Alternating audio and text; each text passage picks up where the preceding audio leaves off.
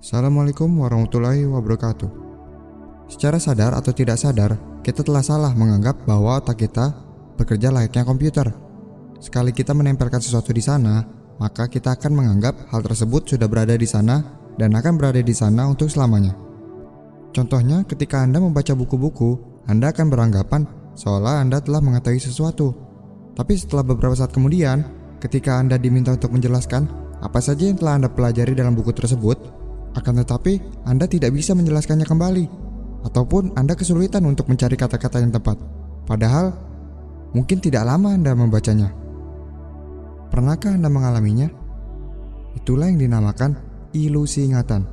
Nanti akan ada episode khusus yang akan menjelaskannya. Jika Anda pernah mengalami hal tersebut, berarti Anda pernah beranggapan otak Anda bekerja layaknya sebuah komputer. Nyatanya, otak bukan bekerja seperti komputer, akan tetapi seperti layaknya otot. Hal ini yang harus Anda pahami matang-matang.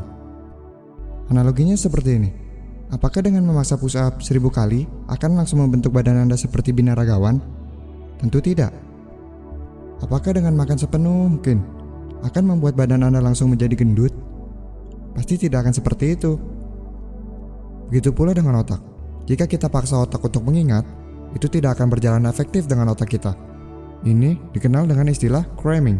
Inilah kesalahan paling umum yang dipercaya dan terus dipraktikkan di sekolah, dan kami akan jelaskan secara padat dan bagaimana solusinya pada episode pengulangan berjangka.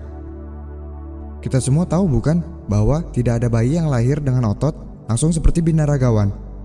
Begitu juga otak kita. Dari sini kita sepakat bahwa sebenarnya kita tidaklah bodoh dalam mengingat. Kita hanya belum tahu cara mengoptimalkannya. Jika Anda bertanya kepada seluruh atlet memori dunia atau membaca buku-buku mereka akan menjawab dengan hal yang sama, yaitu kemampuan mereka bukanlah bakat lahir.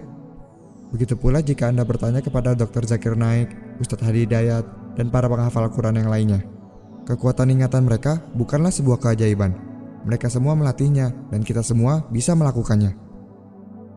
Para penghafal Al-Quran itu tidak dilahirkan, tapi diciptakan. Siapakah yang menciptakan? Andalah yang akan menciptakannya. Sama seperti melatih otot, tentu saja dengan pola latihan yang benar, efektif, dan tepat akan menghasilkan perkembangan yang pesat.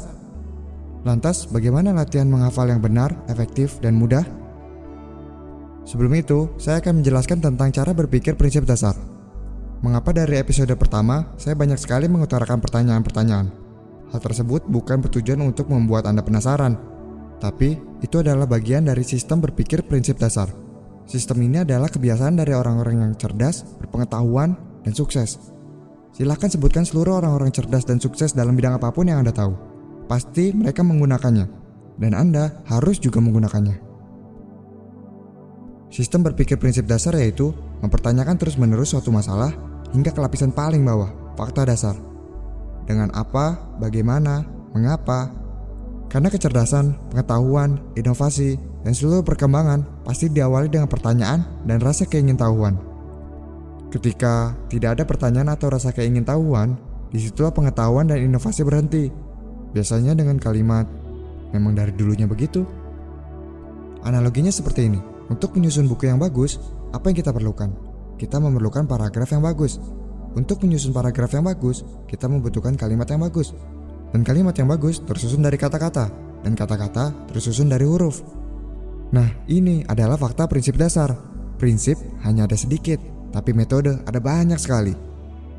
Ketika kita mengetahui prinsip, barulah dari sini tercipta inovasi dan optimalisasi.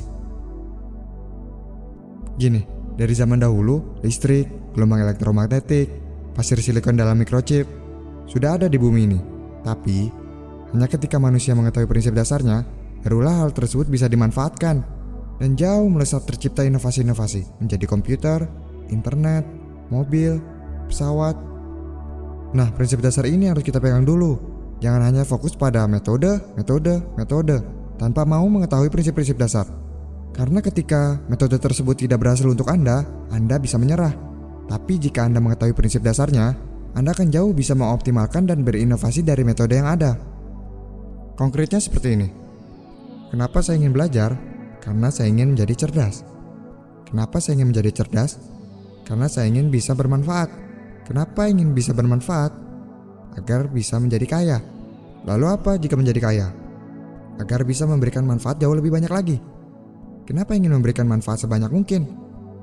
Karena hal itu menjadi tolak ukur sebaik-baiknya manusia dan salah satu bentuk ibadah. Kenapa kita harus beribadah dan berlomba menjadi manusia terbaik? Karena itu adalah tujuan hidup manusia. Apa buktinya? Quran Surat Az-Zariyat ayat 56. Pertanyaan terakhir, apakah Al-Quran itu benar atau salah? Bagaimana cara kita menjawabnya? Untuk menjawab fakta yang belum terindra, kita harus mengkaitkannya dengan informasi yang terdahulu. Misalkan, jika kita menemukan tapak kaki gajah, pasti di sekitar situ ada gajah. Karena tidak ada hewan lain yang memiliki tapak kaki gajah selain gajah. Bagaimana dengan Al-Quran? Banyak sekali bukti sains modern yang ternyata telah terlebih dahulu ditulis dalam Al-Quran. Dan belum ada satupun bukti kesalahan dalam Al-Quran. Seluruh tuduhan-tuduhan kesalahan terhadap Al-Quran telah dibantah oleh para ulama dan juga oleh Dr. Zakir Naik di ceramah-ceramahnya dalam studi perbandingan agama. Hal ini memastikan bahwa seluruh maklumat yang disebutkan dalam Al-Quran adalah kebenaran. Ketika kita sudah mengetahui prinsip dasar yang jelas, tujuan hidup pun akan menjadi jelas.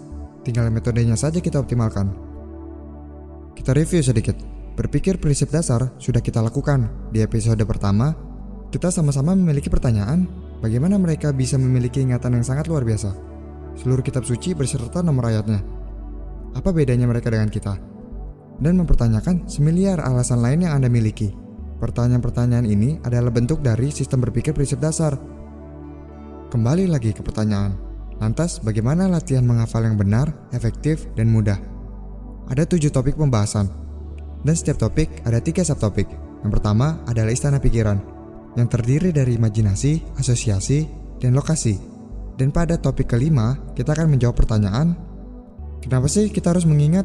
Dengan adanya komputer yang tak akan melupakan segala informasi yang kita taruh di dalamnya, untuk apa susah-susah lagi membebani otak untuk mengingat? Episode selanjutnya, kita akan belajar sesuatu yang tidak pernah sekolah kita ajarkan, yaitu belajar cara mengingat.